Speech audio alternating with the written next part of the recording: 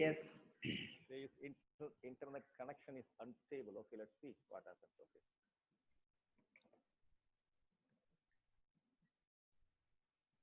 Yes, sir, we can see. Okay. Yeah. Okay. Um, Aishwarya, I've done a wonderful job. Okay. Thank you so And much, sir. because of that, because of that, I am not going to talk about the conservation issues. Before that, I want to give some introduction about the history of wildlife photography in India. If you ask, Yes. maybe there was a gentleman called a British gentleman called O.C. Edwards, who is rated as the father of wildlife photography. Then followed by M. Krishnan of Tamil Nadu. These they were the pioneers actually. So those days, uh, Sir, you have to talk little bit louder, sir. People are telling very low volume. okay, I see. I don't know where this volume is located. Yeah, this is actually the best, sir. This right now when you spoke, we could hear. Now, hello, Yes, yes, yeah. can you hear me? See, Yes, sir. generation of TNA, Perumal, and so many others came during the 70s, 60s, and 70s and 80s. All these gentlemen were not only photographers; they were all naturalists, nature lovers, and conservationists. And maybe I belong to the third generation because I started photography only in 1987. That's about 34 years now. But and during those periods, very few people were into wildlife photography. It was for obvious reasons. One, access was practically getting into the jungle was difficult, and making pictures. Nobody had long lenses of the kind of bazookas that people use nowadays, like a 500 or 600. So very few people could venture Yes, into yes. Mic, photography. sir. Mic little bit near to face, sir. So that Yeah, it's Mike, I'm okay. practically eating it now. Yes, yes. Now it's fine. You have to eat it maybe. Yes, yeah. So those kind of photographers were there, but suddenly during the 90s when the digital photography came, it changed the whole scenario. Nowadays, when you look at this, some of the social media, Facebook forums of nature photography and wildlife photography, the number of members come to like 20,000, 30,000, or even 40,000. So these are things, and everyone want to be known as a wildlife photographer, isn't it? And I know that a lot of people also want to get into conservation. So I want to talk to you about what is photography. I think Aishwarya, you showed those pictures of the vulture and the black child nearby. It's taken by Kevin Yes, Carter, right? See, yes. when you looked at that picture, what came to your mind? Did anyone ask Kevin Carter what was the shutter speed and what was the aperture and which camera he used? Nobody bothered, isn't it? So what I say is that a photograph has to connect to the viewer emotionally. That is the most important thing. You get connected. So in order to have the viewer connected to the picture emotionally, then the photographer at the scene also have to get connected emotionally. See, actually, when you look at a scene, you feel an emotion. It can be joy, it can be anger, it can be happiness, it can be sadness, anything. But when you feel that pain or joy, that is what you are trying to transfer. So this is the most utmost importance. So if you want to what you call evolve into a wildlife photographer or later into a conservation photographer, you should address these things emotionally. You cannot see, for example, nowadays a lot of times I hear that okay, the Black Panther in Kabani is no longer sighted, so let's go some other place. Like Aishwarya has very rightfully pointed out, a conservation photographer is not a person who travels all over the world on safaris and make pictures. He or she is a person who has dedicated his life or her life entirely for one particular geography or a location. I'll give you some stories of ILCP fellows. Sorry, this phone is killing me. I'll give some examples. Okay, there is a gentleman called James Balog. If you Google him, you will find him. His name is James Balog, one of the greatest photographers of our generation. Entire life, he has been chasing nothing but ice. For more than 3 decades, he had put cameras on the mouth of the major glaciers across the world. And these cameras are time-lapse cameras, which will click every 1 hour. After the end of 1 year, he will collect all these images and make it into a time-lapse movie. And he is the person who showed to the world that our glaciers are receding because a glacier mouth, which is here, like at 5 kilometers from the point, it is receding 7 kilometers during summer, but it is not coming back to the 5 kilometers point. It is stopping at the 6 kilometers point. So he proved to the world that glaciers are melting and it's receding every year. He is one of the people who showed to the world that we are in a climate change condition. So this is the kind of dedication people have shown. That the genuine concerned photographers with emotional feelings, they are the only one who can graduate from a wildlife photographer status into a conservation photographer status. And another thing uh, I want to talk is about other photographers like that. There's a lady called Krista Schuyler. For the last 1 decade, she has been crusading on the wall between USA and Mexico. When the American administration want to build a wall to stop the migration of people, it has also blocked the migration of so many animals. So this is the kind of thing. This is the kind of people with genuine concern about one specific place, and they are the ones who will become conservation photographers. And also, why conservation photography is important. I'll give a simple example, like Aishwarya has rightly pointed out. Just imagine government is planning a dam in a forest area.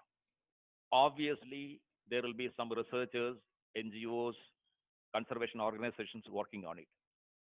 After about 1 year of research, they'll come out with an 800-page document saying that, sir, these so many species of butterflies are there, so many species of birds are there, so many species of trees are there. These many of them are endemic, many of them are very important. So please don't do it.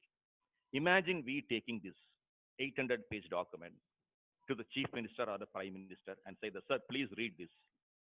You will find all the answers. Do you think any politician in the world is going to go through this 800 pages of information? But with the help of a creative photographer or a creative filmmaker, if we can translate the essence of this 800 pages of information into a 5 minute of multimedia or a film, certainly it will have impact. I'll give you one story about a project in which I was also participating because ILCP works in different ways.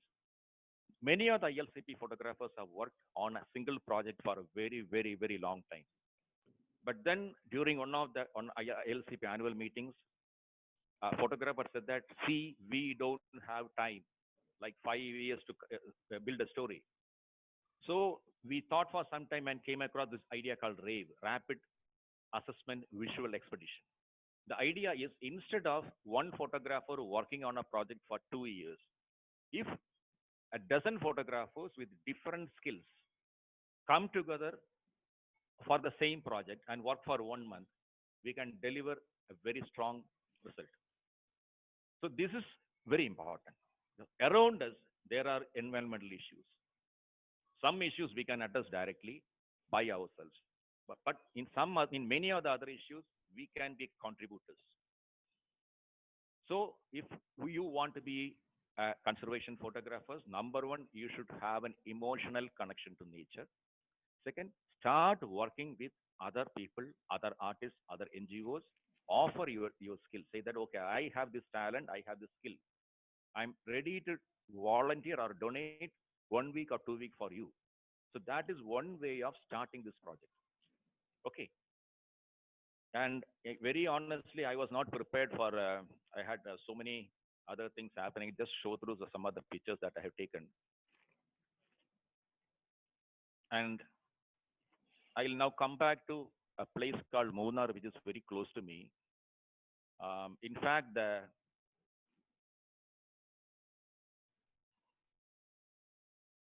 You have to start the screen share, sir. yeah, it's okay. Yeah, it's okay. Just I think your voice is also very low. He is literally keeping near to mic only. Yeah, yeah, Yeah. yeah, yeah. Because I just ran to the shop and picked up this thing today. Okay, now can you see the screen? No, sir. You have to start sharing. I have to start. It says my Screen internet share. connection is out, but you can hear me thankfully. Okay. So okay, I'm here. Can you see me now? We can see you, sir. You have to start screen sharing. Your screen you have to share, sir. See, I am. This is one of the important things. Yeah, screen. Share the screen. Okay, share the screen. Yes, yeah. It's Yes. coming. Okay. See, for most of the people in India, Munnar is one of the most sought after honeymoon destination. In fact, in many parts of India, the Munnar is packaged a part of the dowry. Yes. It's a part of the dowry. It says that okay, after for honeymoon they go to Kumaragam, they go for this 2 days of houseboat and then go to Munnar and stay for a week. It's part of the dowry. And if at all you can put the blame on somebody for destroying Munnar, you are speaking to him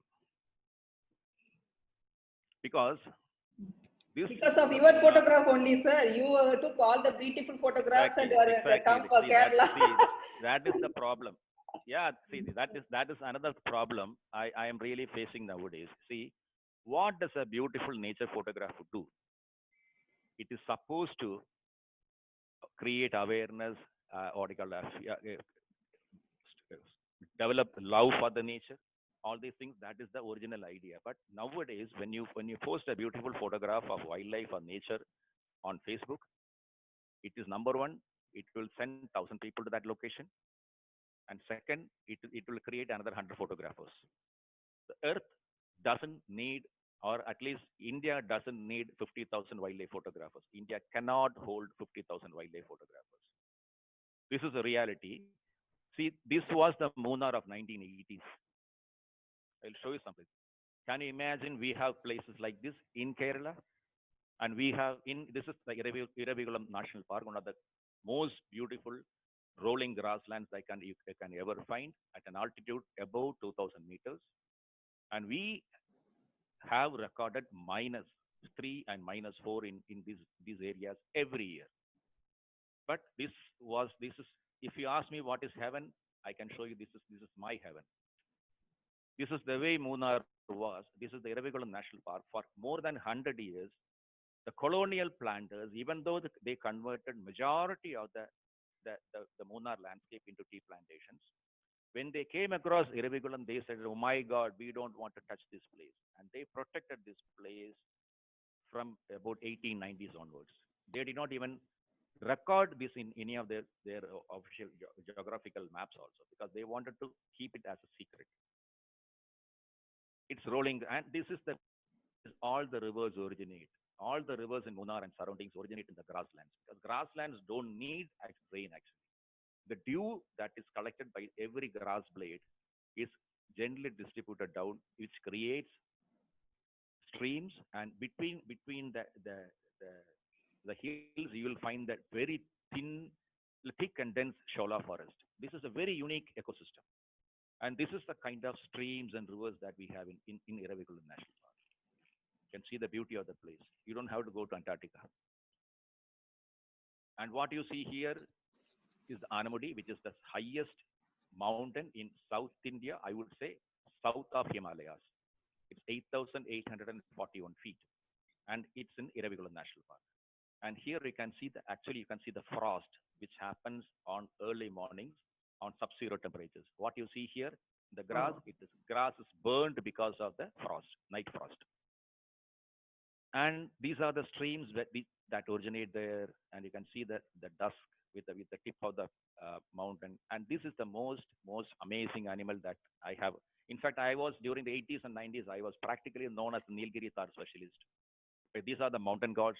With maybe we have only two mountain gods in India: the Himalayan Tar and the Nilgiri Tar. The total population of Nilgiri Tar is less than 2,000, out of which 50% they live in Iravakulam National Park. Oops. See the how water gets collected every morning on these blades, and this is the purest form of water that you can ever have. Now, gradually from this highest point in Munnar, we start moving downwards, and this is the majestic Nilgiri Tar male. It's called a saddleback because it's got a white, slightly whiter patch here, so it is called a saddleback. Full-grown Nilgiri Tar could weigh about 100 kilograms, and of course, the British used to shoot a few males, but it was part of their management system of culling.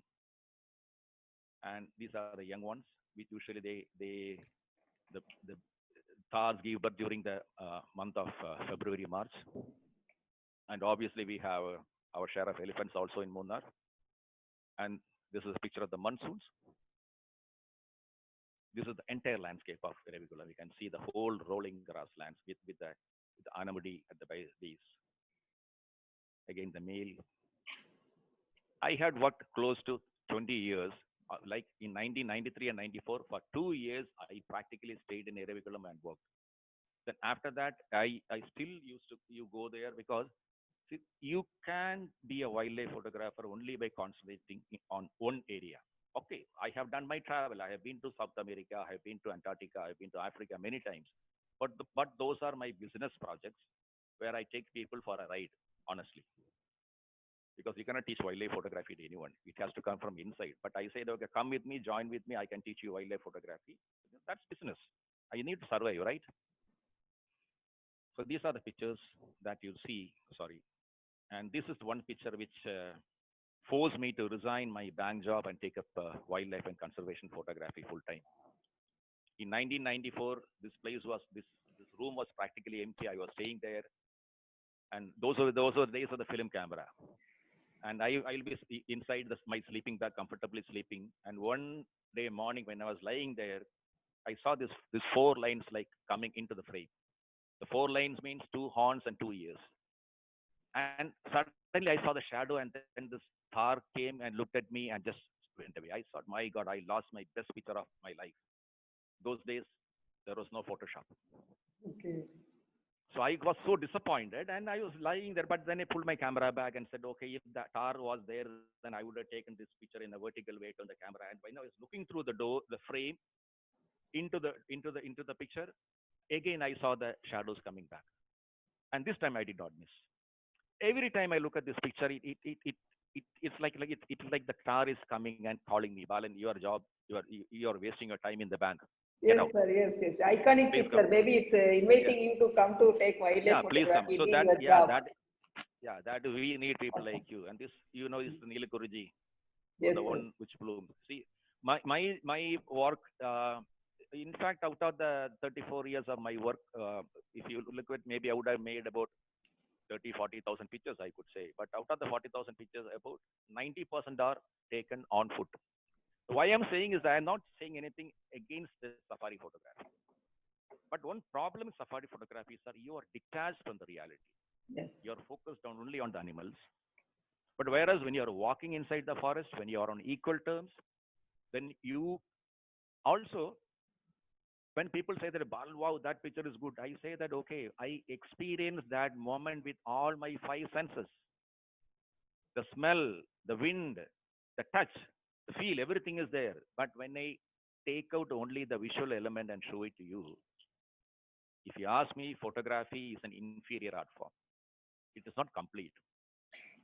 But when you walk on equal terms, you talk to people, you understand the realities of the place, everything. Always talk to tribals and locals because they have more wisdom than all the scientists put together. So they'll give you the right answers also. So this way, I have walked like thousands of kilometers in the forest of Kerala. And with these experiences, that I know that as a photographer, I need to do something. Really, really need to do something. So that is what I try to do with my pictures. Look at the Tar and the landscape. You can see that in the front you have the Nilkurunji, then you have the Tar, and the entire background is converted into tea plantations. Wow. Isn't it? So these are the pictures. Amazing photographs, sir. We never seen before anywhere, anyone too. Some amazing. Okay, now I just give me a second because I showed you that the good ones.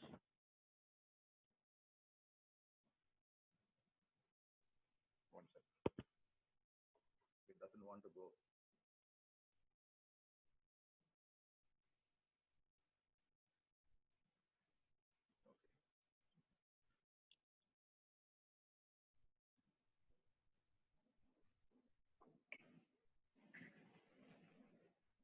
Screen stop, sir. Yeah, it's okay. I think we never seen this type of Kerala, this type of photograph, and but we can see, that I felt five senses, but seeing these images, I can see the vastness and the mist, early morning mist and all. No, we can feel, sir. Yes. That's a good compliment. Thank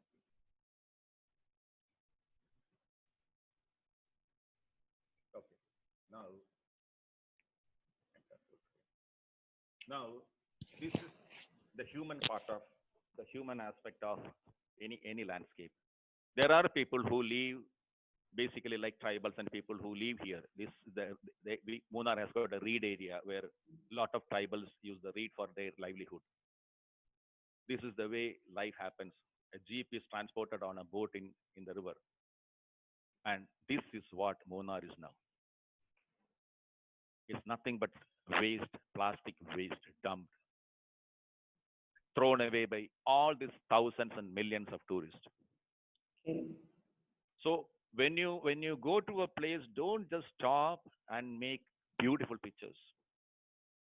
Can I use a very harsh word? Because once because I got a hit under my belt about 15 years back by a tribal watcher who was traveling with me for 3 4 days. And when in the evening we were sitting and having a drink inside the forest, so he asked me, "Sir, you got all this fame and awards from your wildlife, our forest. What have you given back?" It really hit me under the belt. See, when you are taking, and not giving back, sorry for this harsh word, but I would call it visual rape. It's the responsibility of every photographer to show the other side of our wildlife, not just the beauty of it. What is happening to our wildlife? How our development is affecting our nature, roadkills, all these things, all the pollution, and these pictures also need to be taken. This is the Munnar town, and here we can see that the waste being dumped there. This is the most uh, prominent point in Munnar where everyone goes to visit the Nilgiri Tar, the Rajamala entry point, and this is what you see if you just look down to the other side. And it is our responsibility, as she rightly said, that take these pictures, show it to the people around the world, and always these two pictures I had put, but anyway, you are shown it. This is what happens due to climate change. Every bird will find a place to build a nest. It depends heavily on the food chain. A Yes. bird will lay its eggs, and when the chicks hatch, it should be the right time where the maximum number of insects are there. But one wrong, untimely rain can destroy this. So we have these situations around us. When if you are not pointing your camera towards these situations, then what is the purpose of our life? How can we call ourselves nature and conservation photographers? We cannot detach ourselves from the realities. Yes. The I think photos are stuck, sir. Anyway, with screen sharing, I think you sold already Is the it? Is it? photograph, no? Yes, yeah. No, some could be repeated, but anyway they are coming. No, now they are No, coming. it's already freeze. Not able to see the picture. Someone is posting. Yes. So only one picture we can see. The group of pictures, sir. It's frozen. Yeah, we can see the thumbnail only. Thumbnail only. Yeah. What about now? No, still it's. I think internet connection is playing havoc in your side. Anyway, we are I am using getting. I am using a Reliance dongle. Okay. That maybe Yes. Reliance means most unreliable, right? Okay. Okay, can you? It's still frozen, sir. It's stuck. What about any change happening? No. No, no? Okay, No. then I'll close down and bring it again, okay? Okay, yeah. Let me close it and bring it again. Screen sharing has stopped as the shared window is closed. Okay, let me see.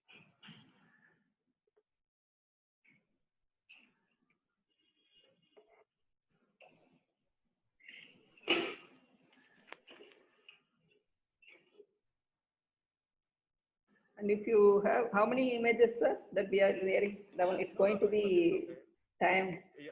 for the next week. Time, no? Yeah. Okay. See, I don't We need. wind up, then we can ask to go for the question and answer session, sir. Yeah, that is better. Yeah. Guys, do you have any question for Mr. Balan Madhavan? An amazing photograph of Kerala we never seen before, Balan before. It's really amazing. It's a visual treat. I don't think anyone has this type of photograph, because you said you walk, no?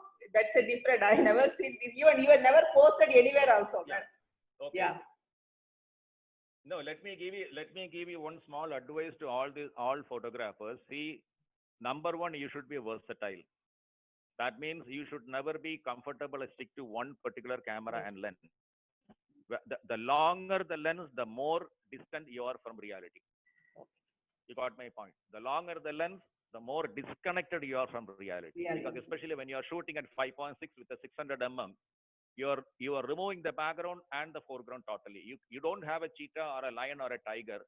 It just like a cut and paste in the reality. It remains inside the forest. The habitat is equally important. Yes. And try to make pictures with all kind of cameras and all kind of lenses. You should be master in wide angle. You should be include good the habitat also. Include the habitat also. Yeah. Yes. Not always, because each story, each subject demands a particular combination of focal length, shutter speed, aperture, and all. So this has to come to your mind at the moment when you make the picture. And you should have the right. Yeah, please, sorry to interrupt you. Mr. Sendil Kumaran was asking, sir, you are an international review conservation photographer. What is the benefit in ILCF for storyteller? I already told you, when I have taken so much from nature, I need to give something. Okay, you have to give back. Yes. See, that is the fundamental, because each of the photographer in ILCP, if you look at them, Franz Landing, Art Wolf, Thomas Mangelson, Christina Mittermeier, they are all accomplished National Geographic photographers. But when you have a project in ILCP, most of them come free of charges. Yes. You got my point? They come free. So, Balan sir, your email ID, you can type it here. Guys, the questions you have to ask question and answer session only, because the third session, lot of messages going on. No, we could identify. For the question and answer session, you have to type in the Q&A session, so that I can ask behalf of you guys. And it was really amazing session, Balan. We got to know and real Kerala and importance of conservation photography also. Thank you so much, sir. It's really pleasure having you. Yeah. And welcome. Guys, hope it's a useful. And Aishwarya, don't forget to contact me. My email ID I have given. Okay. Yes, I'm taking it down. Yeah, please type your email ID here, sir. Someone is asking. Yes, it's already typed, guys. Yes. I have done. Thank you, sir. Thank you.